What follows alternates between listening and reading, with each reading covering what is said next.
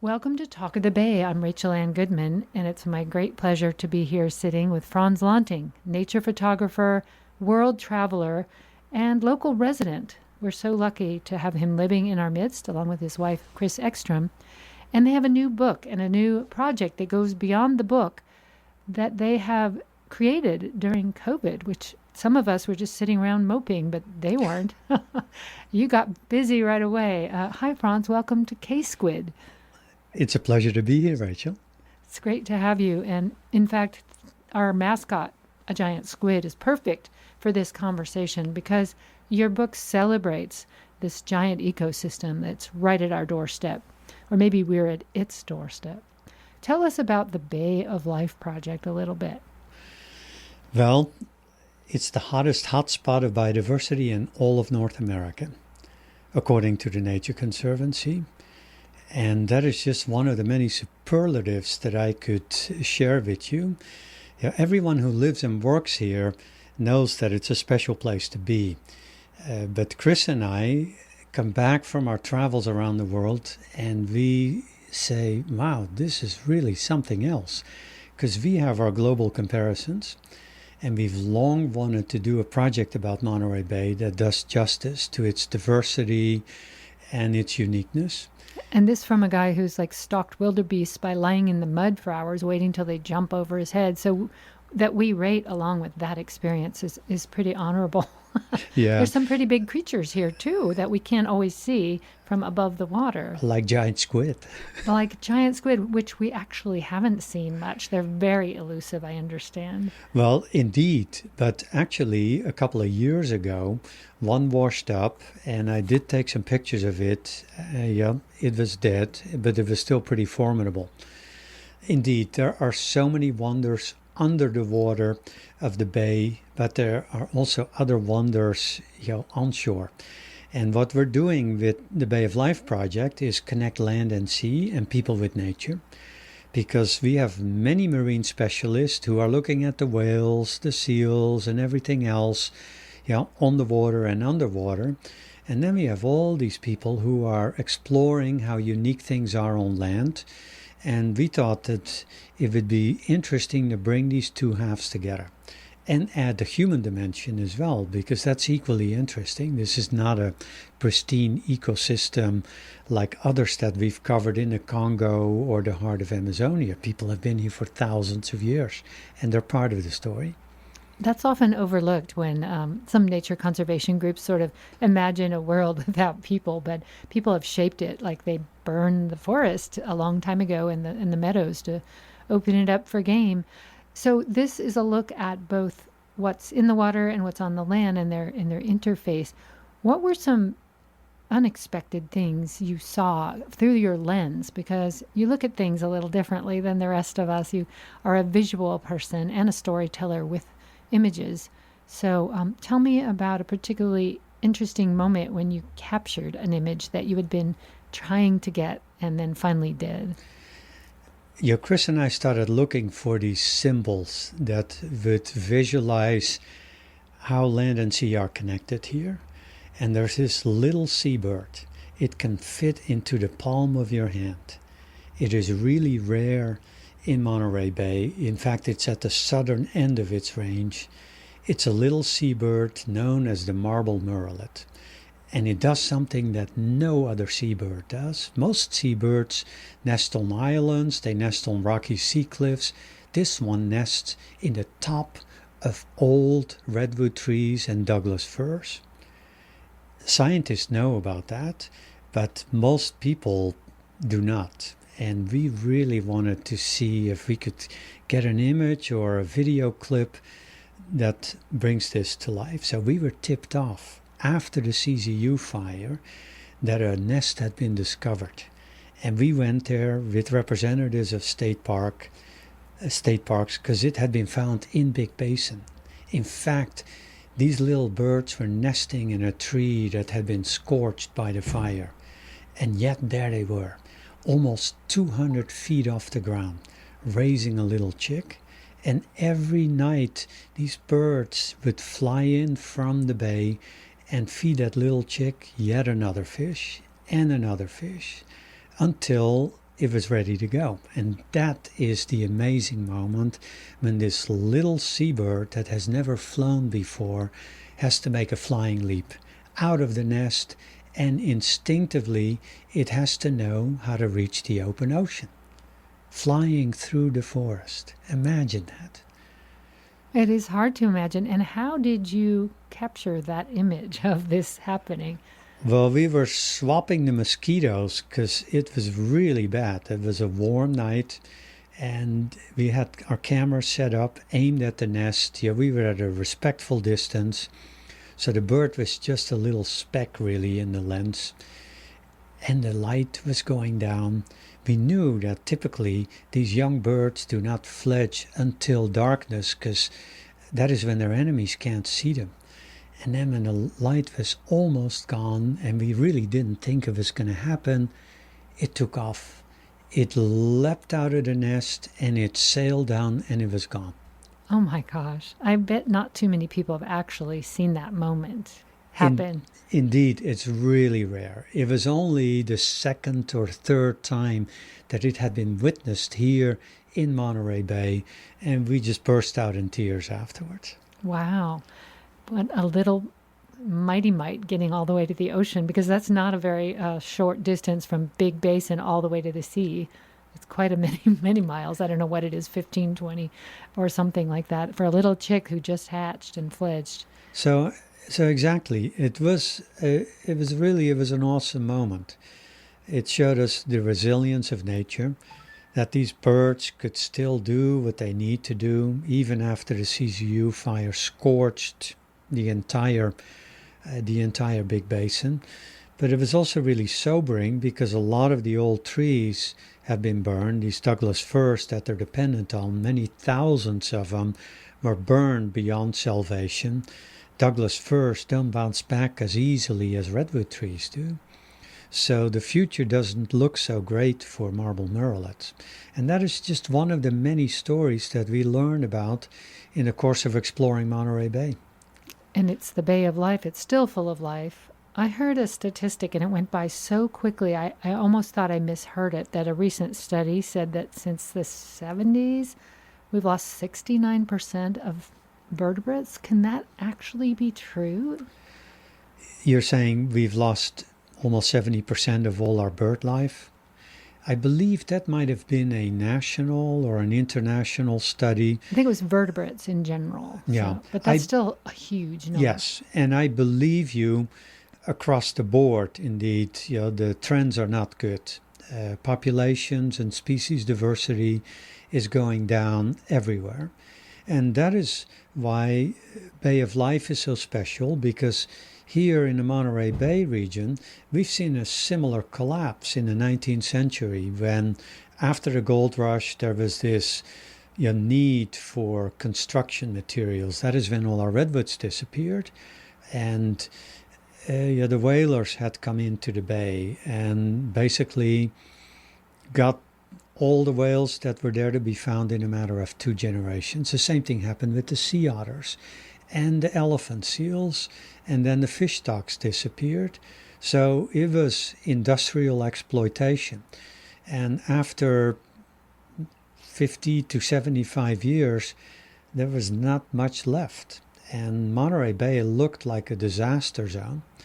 And yet, now 100 years later, it looks like a wonderful place to be, and we know that it is actually getting healed from these earlier impacts. And that is a story that to us is worth sharing, not just with the people who live and work here, but it's also worth sharing with people elsewhere, because we are seeing similar impacts all over the world.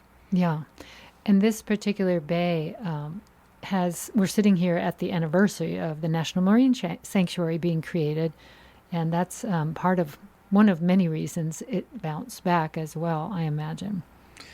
Yes, we refer to that in the book, that this year, 2022, is the 50th anniversary of a number of really important pieces of legislation that were enacted during the Nixon administration, interestingly enough. And that started with the National Marine Sanctuary Act. and that led to the Marine Mammal Protection Act. There was the Endangered Species Act.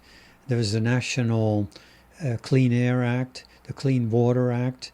DDT was banned.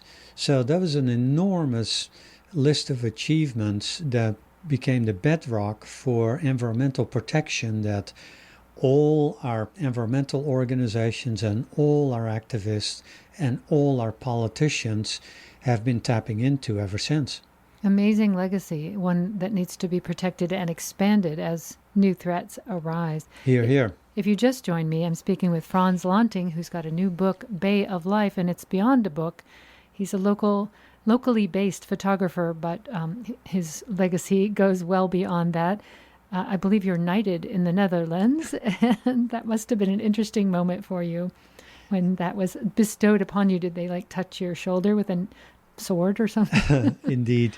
That honor was bestowed by Prince Bernhard of the Netherlands, who established an order to recognize individuals who've made contributions to conservation. Prince Bernhard was one of the co-founders of the World Wildlife Fund, and he was really keen to use his influence to recognize individuals. So it was a big honor because he previously knighted Sir David Attenborough, Jane Goodall, and many other luminaries.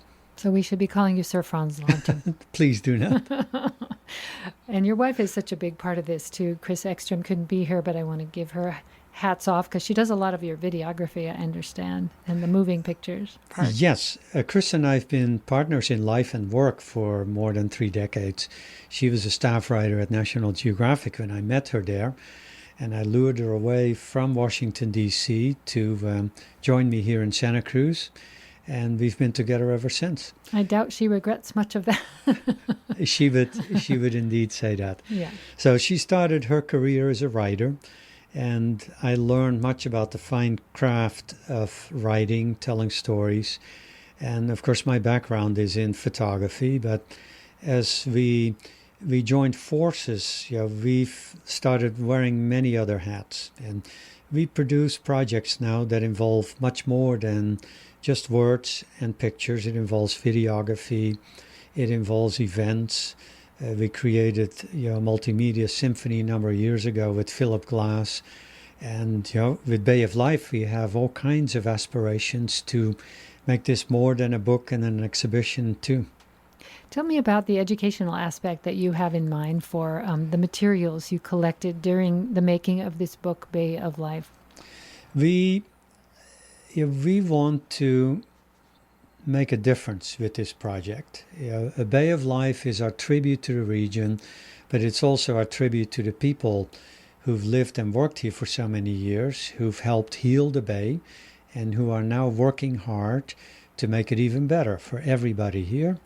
So we are offering up the book as a roadmap for many organizations to accomplish things together.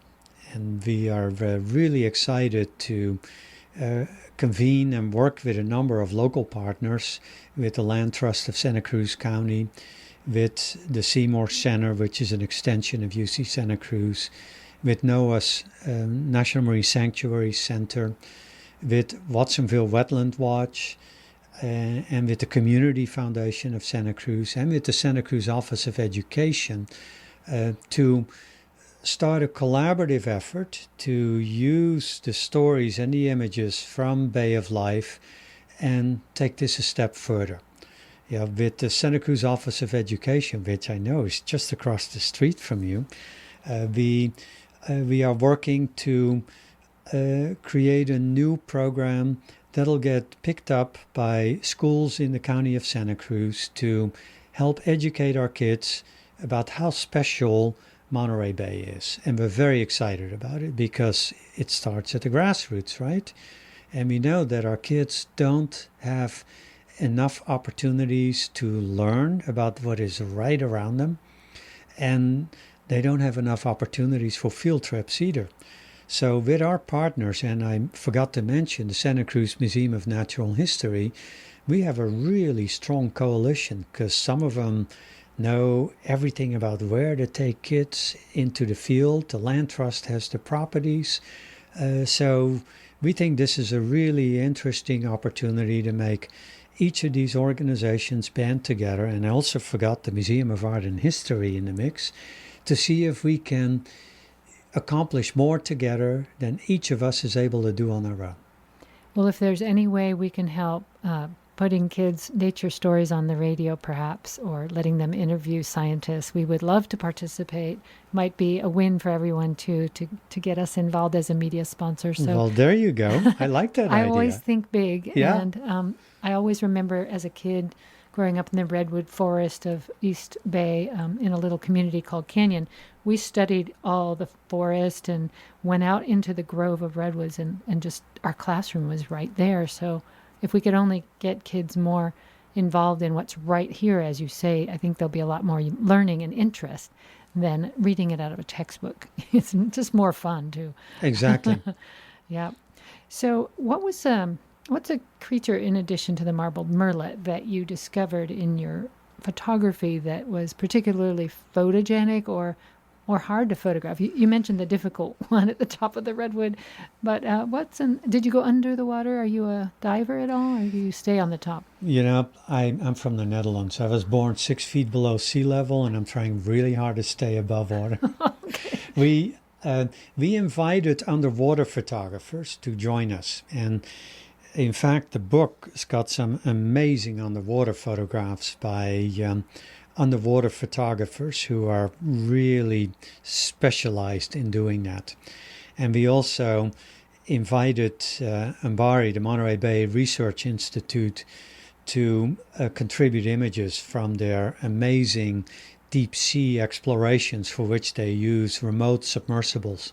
So the book is actually not just a showcase for what I've accomplished with a camera, but it goes far beyond that. It's a much bigger undertaking. We included historical images. We worked with map makers. There's a little bit in it for everyone. Wow. And there's some really weird looking creatures at the bottom of the submarine canyon, I have to admit. They have these lanternfish and the hagfish with these big old teeth. They look kind of scary, but they're probably not. Unless you're another fish. Yeah. I can't wait to see some of those images. I haven't seen them all, but I look forward to that. So this is what you did during COVID, right? Yeah, we wanted to do this for many years, but we've been so busy that there was never enough time to focus on Monterey Bay and to give it continuity.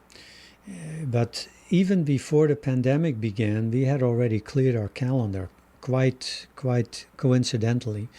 And then, of course, when COVID hit, we couldn't travel and we just doubled down.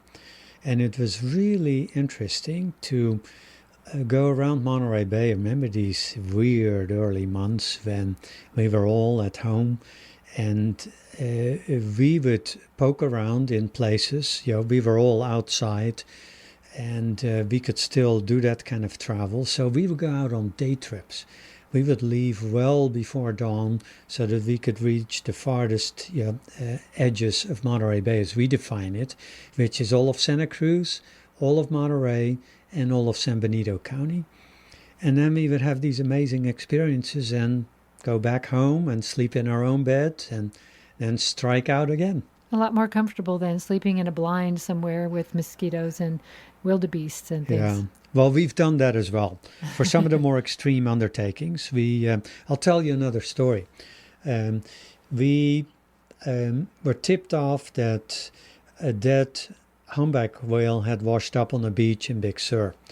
And we went down there and we set up our blinds. It was on a private beach. It was really difficult to reach. We had to rappel down. You know how steep Big Sur beaches are. And then we spent a whole week down there. We would come up at the end of the day and then we would go down again. These California condors are really shy. They're very suspicious. And it took us a number of days before they felt comfortable enough to come back down to that whale.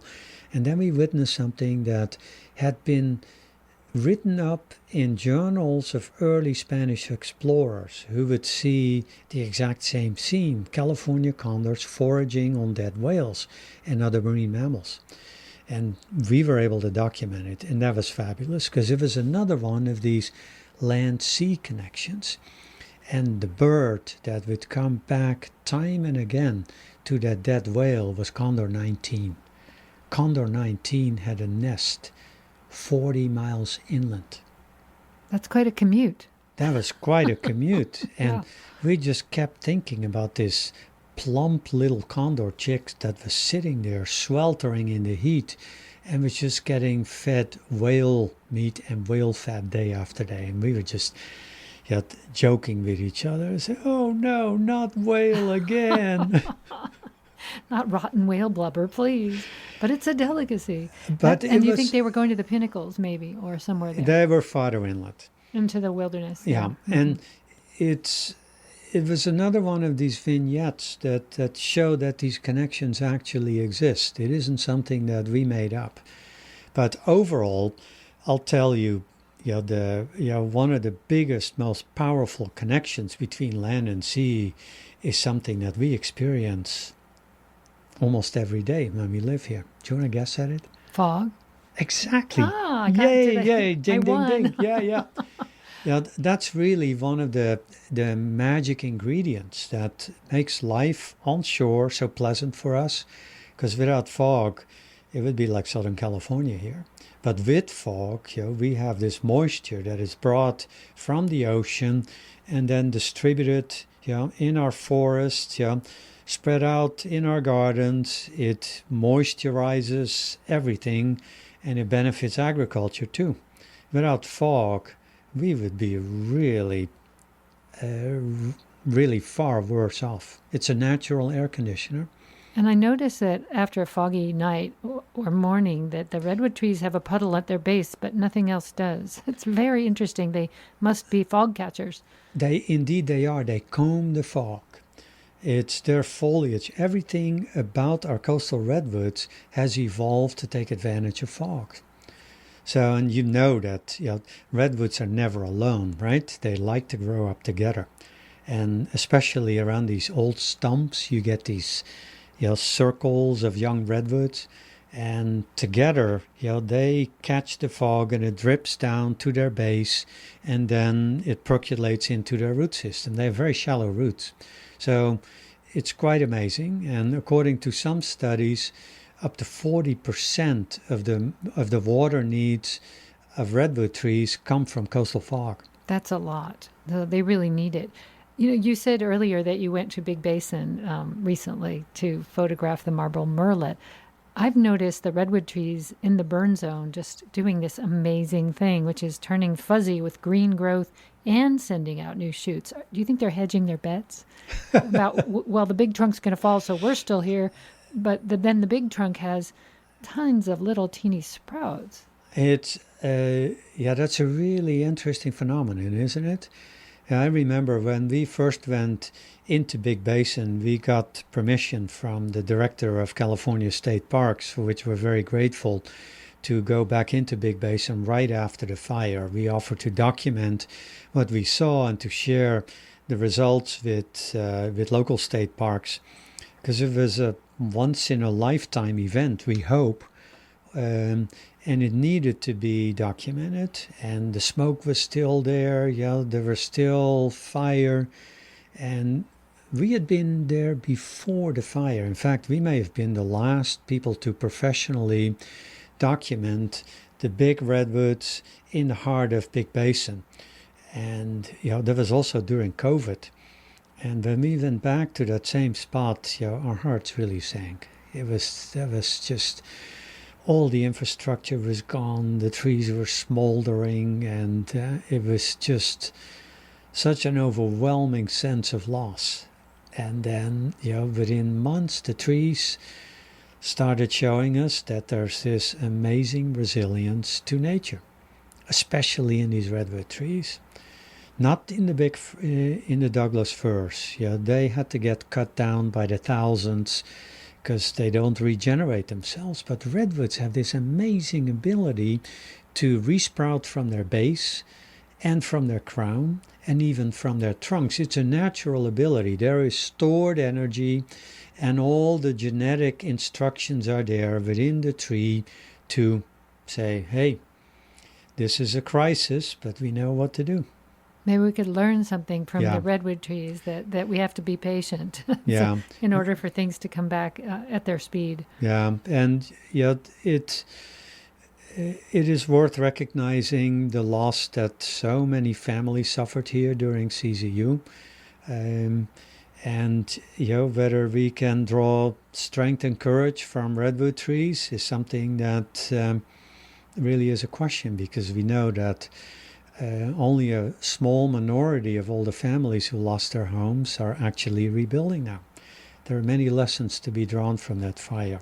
Many. I think we'll be trying to figure it out for years to come as we watch the return or non-return of people and species together, seeing what changes. And we wove the story of fire. Actually, there are many stories about fire that we brought into the book, because it is one of the dynamic elements in this Mediterranean ecosystem that we are living in. It's the dynamic elements of fog and fire really determine the conditions onshore and also offshore. That's how we're looking at the Bay of Life, and perhaps I can share our credo with the listeners here. That'd be lovely. Because we wanted to make this story simple at the heart of it, and then allow people to dig in deeper if they want to. So we created this lovely logo. It's inspired really by the yin and yang entwinement that brings together opposite forces. And to us, these are the entwining forces of land and sea. And here's how we verbalize it. The Bay of Life is a unique confluence of land and sea, energized by the sun, shaped by the forces of fog and fire, and influenced by the actions of people. Nice. The red stripe is people, maybe. The red, fire? The red swirl is fire, and the white swirl is fog. Blue stands for sea, green stands for land, and the rest is up to us. Right. Beautiful. I can't wait to read it all. And I so appreciate you donating one of them to KSQD. It's very fitting because we're K-Squid. We decided, because we are wanting to emulate the place that we are originating from, that we would embrace everything ocean. So you hear a lot of seagulls on our airwaves. We have station IDs with various sounds from around the Monterey Bay. So maybe we'll get the sound of, who knows, a marbled merlet if we're lucky, or a whale even. Yeah. We got the sound of the lighthouse up at Pigeon Point. That was quite something. Yeah. I went in their museum and pushed the buttons and heard these sounds of the ancient foghorns that they used to use. And that's on one of our IDs. So it's very fitting that you should come and share this book with K-Squid listeners. I know they'll really appreciate reading it and seeing your various events. Maybe at the end of our interview now, we could have you mention the various things people could go see and do in relation to the book. Yes, we invite everyone to join us for our big community event at the Rio Theater on November 12th. Some of you listening may have attended some of our previous programs, because we've tried to do this not every year perhaps, but I think in total we've done this more than 30 times, usually to benefit one of our local organizations. But this year we're doing it to benefit the Bay of Life project, and our partners who will join us on stage. We're going to ask them to share a big idea they're working on with us. And we're also going to announce a new initiative that we're launching with the Community Foundation. And Chris and I will be on stage to tell stories and to share clips from our videos about the fledging of the marbled murrelet, and our footage from the California condors foraging on whales, and a lot more. And you're not going to have hors d'oeuvres of whale blubber. It's not going to be part of it. Well, it's been a great pleasure, Frans, and you're welcome back anytime here at K-Squid. This is, consider it your home on the airwaves next time. And come join us when when these field trips get ramped up to take kids out into the field. Would love to do that. Let's talk more offline about that. This is K-Squid, KSQD Santa Cruz. I'm Rachel Ann Goodman, and I've been speaking with photographer Frans Lanting, whose new book with his wife Chris Ekstrom is The Bay of Life. Thanks so much for being here. Thank you, Rachel.